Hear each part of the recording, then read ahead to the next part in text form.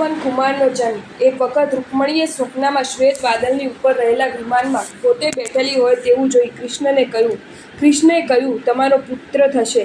તે સાંભળી કોઈ દાસીએ તે ખબર સત્યભામાને આપ્યા, એટલે સત્યભામા કૃષ્ણની પાસે આવી કહેવા લાગી, મેં સ્વપ્નમાં એક મોટો હાથી જોયો છે। તેની ચેષ્ટા ઉપરથી તેનું વચન ખોટું જાણીશ। કૃષ્ણએ કહ્યું, તું ખોટો ખેદ કર નહીં। સત્યભામા બોલી, જો આ ખોટું હોય તો જેનો પુત્ર પ્રથમ પરણે તેને બીજીએ પોતાને કેશ આપવા। આવી પ્રતિજ્ઞા કરી પૂર્ણ સમય બંનેને પુત્ર જન્મે। રૂકમણીનો પુત્ર પ્રદ્યુમન નામે થયો અને સત્યભામાને ભાણુ નામે પુત્ર થયો।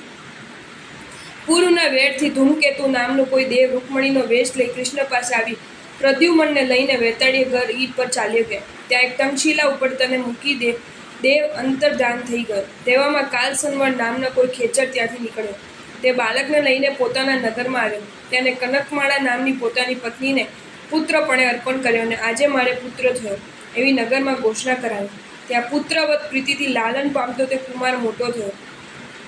સુવર્ણ જેવી કાંતિવાળા તે પુત્રનું ત્યાં પણ પ્રદ્યુમન નામ પડ્યું। પુત્રના વિયોગથી કૃષ્ણને દુઃખી થયેલે જાણી અણિયન ભગવાનના સિમંદર સ્વામીને પૂછી નારદે તરત ત્યાં આવી પુત્રનો વૃત્તાંત કહીને તેમને ખુશી કર્યા। તે આ પ્રમાણે છે। રૂકમણીએ પૂર્વ ભવે એક મયુરીના ઈંડાને લઈ કેસરિયા હાથ વડે રંગીને મયુરીને પાસ મૂકી તેને ભ્રમથી ચેતી હતી। તેથી આ ભવમાં તેને પુત્રનો વિયોગ થયેલો છે તથા 16 વર્ષ પછી તારે પુત્રની સાથે મેલાપ થશે એવું આર્હત વચન સાંભળી રૂકમણી સ્વસ્થ થઈને રહેવા લાગી। કૃષ્ણ પણ શોક રહિત થયા। અહીં કાલસંવર ખેચરને ઘેર પ્રદ્યુમન સર્વ શસ્ત્ર તથા અસ્ત્રોમાં કુશળ તેમજ પરાક્રમી થયો।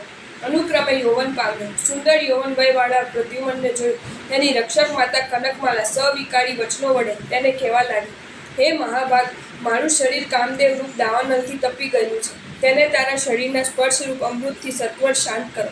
તેણીના વચન સાંભળી કૃષ્ણકુમાર મનમાં અત્યંત દુભાણો। તેને કનકમાલાને કહ્યું, આ પાપી વચનને ધિક્કાર છે, જેથી તું માતા છે ને હું તારો પુત્ર છું। તે બોલી, હું તારી માતા નથી। તને તો કાલસંવર ખેચર કોઈ ઠેકાણેથી લાવ્યા છે। મેં તો માત્ર તને મોટો કરેલો છે, માટે મારી સાથે ભોગ ભોગવ અને વિશ્વનો વિજય કરવા સમર્થ એવી ગૌરી અને પ્રગતિ નામે વિદ્યા મારી પાસેથી ગ્રહણ કર। તું દયાળુ થઈને મારા વચનને વ્યર્થ કરીશ નહીં। આ સાંભળી કંઈક મનમાં નિશ્ચય કરીને કૃષ્ણકુમારે કહ્યું, મને વિદ્યા પછી તારું વચન માનીશ। તેથી તેને વિદ્યા આપીને પ્રદ્યુમને વિદ્યાને લઈને સાધી। પછી તું મારી માતાને ગુરુ છે એમ કહી પ્રદ્યુમન નગરની બહાર ચાલ્યો ગયો। કનકમાલાએ નખથી શરીરને ઉજળી પોકર કરવા માંડ્યો। તે સાંભળ, આ શું એમ પૂછતા તેના પુત્ર આવી પહોંચે। પોતાની માતાનો પ્રદ્યુમનથી પરાભવ થયેલો જાણી કોપ પામીને તેઓ પુત્ર આવી પહોંચ્યા। તેઓ આયુધ ઉદ્યમી પ્રદ્યુમનને મારવા દોડ્યા। પ્રદ્યુમને વિદ્યાના બળથી તેઓને મારી નાખ્યા। પુત્રોના વધથી ક્રોધ પામેલી લડવા આવેલા કાલસંવરને લીલા માત્રામાં જીતી લઈ પ્રદ્યુમને કનકમાળાનો દારૂણ વૃત્તાંત જણાવી દીધું। એવામાં નારદ ત્યાં આવ્યા। પ્રદ્યુમને તેમની પૂજા કરી। નારદે તેની માતા રૂકમણી સંબંધી સિમંદર પ્રભુએ કહેલા વચનો કહ્યા। વળી જણાવ્યું કે સત્યભામાનો પુત્ર ભાણુ જો પ્રથમ પરણશે તો તારી માતાને પ્રતિજ્ઞામાં હારવાથી પોતાના માથાના વાળ આપવા પડશે। કેશદાન કરવાના પરાભવથી અને તારા વિયોગથી પીડાતી તારી માતા રૂકમણી તું વિદ્યમાન છતાં મૃત્યુ પામશે।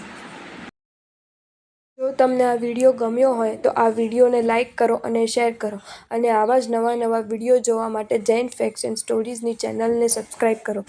ધન્યવાદ।